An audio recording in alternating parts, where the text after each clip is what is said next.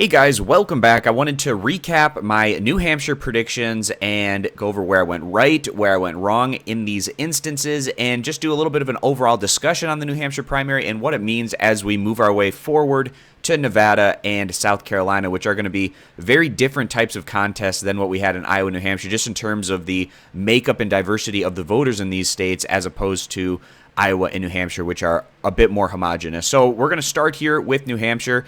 I took a step in the right direction, a little bit more accurate than what I had in Iowa, but nonetheless not getting quite to 100%. So first place, I thought it was a foregone conclusion that Bernie Sanders was the clear front runner. That's what the polls were indicating. He did well in the state in 2016. It seemed like a pretty simple first place guess to make, but it actually ended up being a bit more competitive at the top than I was expecting, with Bernie winning by around 1 to 2 percentage points, where I was expecting him more to win by at least 5%. Again, hinging on the strength that he had in New Hampshire in the last time around, and then also the fact that it's the neighboring state to Vermont. But it's still a sigh of relief for the Sanders camp that not only did they come in first in the popular vote in the first two states, but right now their top competitor, that who they've had to go against with, Pete Buttigieg, who's been right there competitive with Sanders at the top, is likely to have a bit more issues as we move our way into some more diverse states. So he might be able to separate a bit more based on where the pledged delegates are at the top, with Bernie and Mayor Pete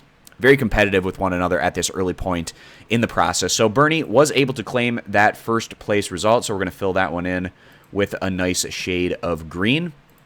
And then also the second choice, I felt like that one was pretty straightforward as well, with Pete Buttigieg surprising, doing a bit better than what many expected in Iowa, and he also had a strong campaign and ground game in New Hampshire, putting in the resources to have success primarily in these first two contests. That was able to translate. He was competitive at the top, with Bernie Sanders coming up just short, but that prediction also was able to come through, so we'll highlight that one in green.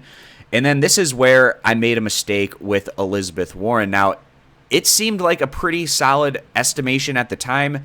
Elizabeth Warren, she's the neighboring senator from Massachusetts. She's also put in the effort to try to have success in this state, but coming up considerably weaker than what anyone had forecasted for Warren coming into the New Hampshire primary. And this was a tough one to project after the first two, with Amy Klobuchar really surprising and having an extremely strong showing where she actually brings in more vote than Elizabeth Warren and Joe Biden combined, where the fourth and fifth place results of Warren and Biden, neither of them were able to get past even the 10 percentage point threshold, and none of them are able to pick up anything in the way of pledged delegates out of the state. The final tally with that was Bernie and Pete each getting 9 pledged delegates respectively, and then Amy Klobuchar was able to pick up 6. But Elizabeth Warren not doing well in a state that one would expect her to do well in if she's going to have success long-term throughout this process through a 50-state strategy.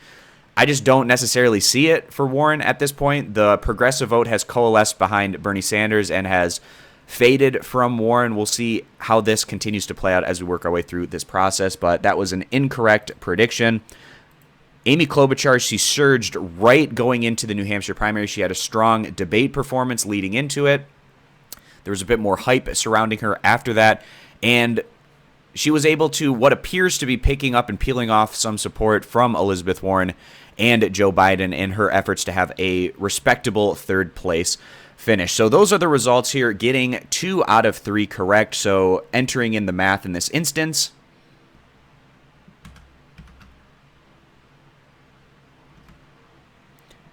and I get to an overall 50% correct throughout my first 6 predictions. Now, I felt like Iowa and New Hampshire might be a bit more difficult to project the top 3 in contrast to Nevada and South Carolina, because I was figuring there's more candidates in the field in the first 2 states, and you never exactly know what's going to happen. In a caucus, for instance, in Iowa, you can get some big shifting around in contrast to what the polls indicate. And then with New Hampshire, you have a lot of very independent thinkers. They pride themselves on being very independent in nature when it comes to these elections. So that can kind of be tricky to completely accurately project what's going to happen in that instance. But I felt like we would get a bit more clarity coming out of Iowa and New Hampshire going to the next 2 results, but that clearly has not been the case with 2 of the frontrunners coming into this process. You really had a situation at the top with Joe Biden, Bernie Sanders, and Elizabeth Warren, but with Warren and Biden doing so poorly compared to what they had wanted to do or planned to have done in Iowa and New Hampshire, they're likely to take a step back in those national polls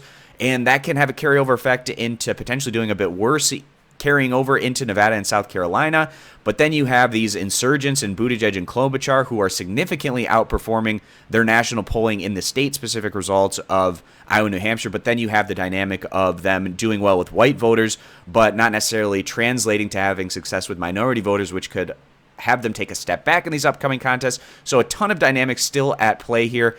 Still not sure what we're going to have in Nevada and South Carolina as a definitive prediction at this point in time. And you also have a wrench that can be thrown into this with Tom Steyer, who's put a lot of time and effort and resources into having success in Nevada and South Carolina, much more so than what he did in the first two states. So that's another dynamic to this race that can possibly mix things up a bit. So we're still very much in a fluid situation where you have Bernie Sanders, who has claimed the spot as the front runner, but then it's anyone's guess as to this point of who's going to be the top challenger to him among the rest of the candidates that find themselves in this field. So those are the predictions that I wanted to go over in today's video, recapping New Hampshire. Some really interesting stuff, some surprising results, and it's going to continue to be fascinating as we move forward and work our way through primary season. So I hope to have you guys along for the ride. Consider subscribing for more. I hope to see you back here for my future videos.